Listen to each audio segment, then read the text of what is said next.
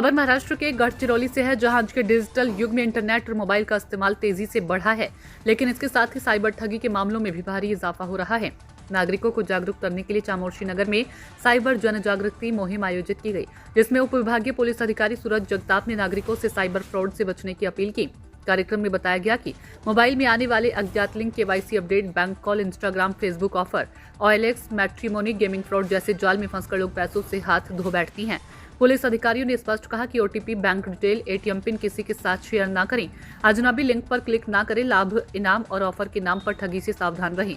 हस्ते भगत की रिपोर्ट। मी पोलीस निरीक्षक Deepak loan, Chamorshi police station व गडचिरोली पोलीस दलातर्फे पोलीस स्टेशन हद्दीतील नागरिकांना आवाहन करतो की शासनाच्या वतीने ऑक्टोबर 2025 हा महिना सायबर जनजागृती महिना म्हणून पाळण्यात येत आहे। त्याचा 11 दिवस आहे आज, आणि या अनुषंगाने हद्दीतील नागरिकांनी, सर्व परिवारांनी, समाजाने सोशल मीडिया व तत्सम बाबी वापरताना, इंटरनेटचा वापर करताना काही मर्यादांचे जरूर भान ठेवावे।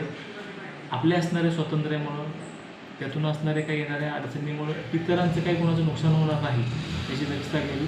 त्यासोबत स्वतःची शांती, समाजाची शांती, आपल्या परिवाराचं स्वास्थ्य यामध्ये कुठली बाधा येणार नाही, पर्यायाने कुठला कायदा सुव्यवस्थेचा प्रश्न निर्माण होणार नाही, अशा प्रकारे काही गोष्टींचे बंधन स्वतःवर टाकावं, कमीत कमी वापर करून अधिकाधिक त्यातून साध्य करावं, जेणेकरून एक नागरिकांमधली सजगता पाहायला मिळेल। धन्यवाद।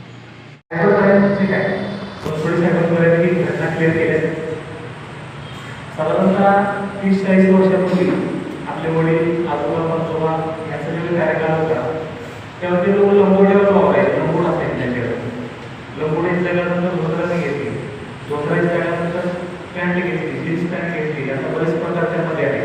आजचा समाजातले काही टप्पे पडत आले आणि मनाचे टप्पे पडत आले, तसे त्यावेळेच्या टाईमपासून आता